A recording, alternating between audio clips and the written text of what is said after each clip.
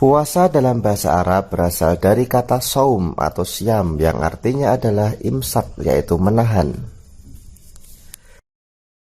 Sedangkan menurut istilah syariat Islam, puasa adalah suatu amal ibadah yang dilakukan dengan menahan diri dari segala sesuatu yang membatalkan puasa, mulai dari terbitnya fajar sampai terbenamnya matahari, disertai dengan niat karena Allah Subhanahu wa Ta'ala dengan syarat dan rukun tertentu. Adapun dalil yang menunjukkan wajibnya puasa di bulan Ramadan yaitu Quran Surah Al-Baqarah ayat 183. A'udzu billahi minasyaitonir rajim. Bismillahirrahmanirrahim. Ya ayyuhalladzina amanu kutiba alaikumusiyam kama kutiba alal ladzina min qablikum la'allakum tattaqun. Hai orang-orang yang beriman, diwajibkan atas kamu berpuasa sebagaimana diwajibkan atas orang-orang sebelum kamu. Puasa Ramadan diawali dengan niat pada malam hari. Bacaan niat puasa Ramadan yaitu saumagotin an adai fardi syahri Ramadana hadhihi sanati lillahi ta'ala. Aku niat berpuasa esok hari untuk menunaikan kewajiban puasa pada bulan Ramadan tahun ini karena Allah Ta'ala. Sedangkan syarat wajib puasa Ramadan antara lain yang pertama adalah Islam. Puasa hanya diwajibkan bagi orang yang beragama Islam. Kemudian yang kedua adalah balik. Yang ketiga adalah berakal. Yang keempat, mampu melaksanakan puasa. Kemudian syarat sah puasa antara lain yang pertama Islam. Kemudian mumayyiz atau orang yang bisa membedakan antara yang baik dan yang buruk. Yang ketiga adalah suci dari haid dan nifas. Selanjutnya rukun puasa. Yang pertama adalah niat di dalam hati. Niat ini diwajibkan pada tiap-tiap malam. Sebagaimana hadis Nabi Muhammad SAW, malam yajma'u shaumi qoblal fajri fala siyamu lahu. Artinya, barang siapa yang tidak berniat puasa sebelum fajar, maka tiada puasa baginya.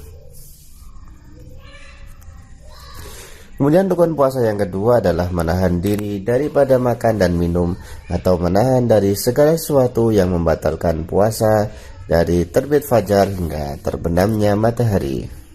Orang yang diperbolehkan tidak berpuasa antara lain yang pertama orang sakit. Kemudian orang yang dalam perjalanan atau musafir. Kemudian yang ketiga adalah wanita haid dan nifas. Yang keempat, wanita yang sedang hamil dan menyusui karena dikhawatirkan mengganggu kesehatan dirinya dan juga anaknya. Kemudian yang kelima adalah orang yang lanjut usia.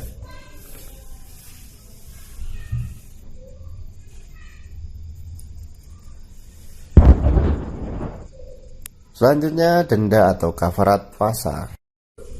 Yang pertama, wajib mengqadha pada hari lain sesuai dengan jumlah hari yang ditinggalkan, yaitu untuk orang sakit yang masih bisa sembuh dan juga untuk orang yang sedang dalam perjalanan atau musafir, dan juga untuk wanita yang sedang hamil dan menyusui.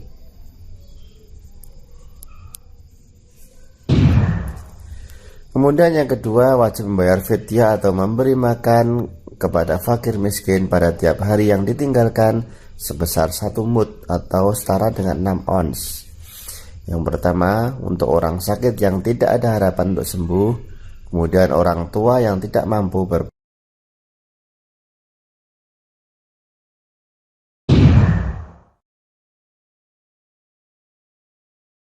Selanjutnya sunah-sunah puasa. Yang pertama adalah makan sahur. Rasulullah bersabda, tasahharu fa inna fis suhuri barakah. Hendaklah kalian makan sahur karena di dalam sahur itu terdapat keberkahan. Muttafaqun alaih.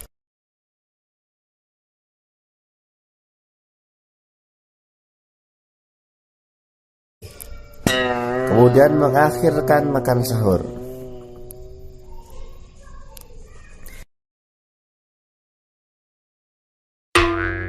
Selanjutnya, menyegerakan berbuka.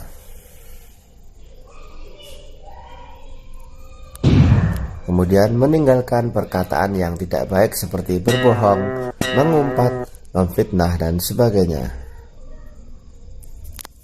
Berikutnya, berbuka dengan kurma atau yang manis-manis atau dengan air sebelum makan yang lain. Kemudian memberi makan orang lain untuk berbuka dan juga hal-hal yang membatalkan puasa antara lain yang pertama adalah murtad atau keluar dari agama Islam. Kemudian muntah dengan disengaja, makan dan minum dengan sengaja termasuk merokok, haid nifas, gila, mabuk, pingsan, jima pada saat puasa.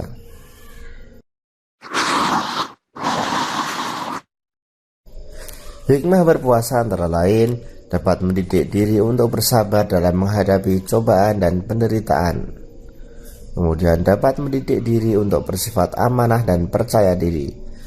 Dapat mendidik untuk tidak berbuat dusta dan berkata keji, dapat memelihara kesehatan tubuh, dan dapat mendidik kita untuk selalu disiplin. Allah Ta'ala mewajibkan puasa bagi setiap orang yang memenuhi syarat puasa. Namun, jika setiap orang terlanjur meninggalkan puasa di bulan Ramadan, baik karena uzur ataupun tidak, maka wajib mengkodoknya di bulan yang lain. Jika puasa yang ditinggalkan itu karena adanya uzur, maka kewajiban mengkodok tidak harus dilakukan dengan segera. Berbeda dengan puasa yang ditinggalkan tanpa adanya uzur, maka berkewajiban mengkodok dengan segera dan haram untuk menundanya. Hal ini berlaku jika dia belum berjumpa dengan bulan Ramadan di tahun berikutnya. Jika belum mengkodok puasa hingga datang Ramadan selanjutnya, maka kewajibannya bertambah bukan hanya mengkodok, namun juga membayar fidyah. Sebagaimana keterangan Imam An-Nawawi dalam kitab Minhajut Thalibin, bahwa seseorang yang menunda kodok puasa tanpa uzur hingga datang Ramadan selanjutnya, maka selain mengkodok, dia berkewajiban membayar fidyah 1 mud atau 0,7 kg per hari.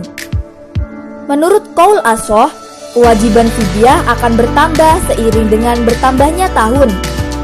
Fidyah tersebut diberikan kepada orang fakir dan miskin dan boleh diberikan beberapa mud pada satu orang. Dan jenis fidyah yang diberikan adalah jenis zakat fitrah. Jika dia mengakhirkan kodok sampai bulan Ramadan berikutnya, maka ia wajib mengkodok serta wajib membayar fidyah. Selanjutnya, jika dia tidak juga membayar fidyah sampai 2, 3, 4 Ramadan selanjutnya, maka fidyahnya bertambah sesuai jumlah tahunnya. Namun, kodoknya tetap sesuai dengan hari yang ditinggalkan.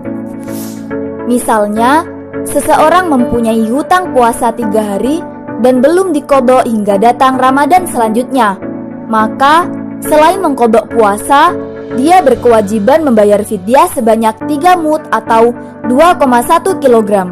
Namun, jika dia menundanya hingga Ramadan 3 tahun setelahnya, maka kewajiban fidyah tersebut berlipat sesuai dengan jumlah tahun yang ditinggalkan.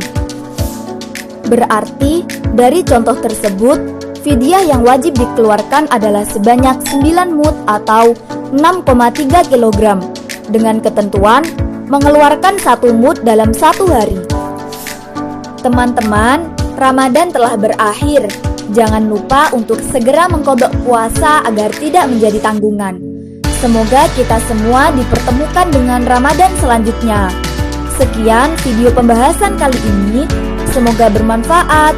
Wassalamualaikum.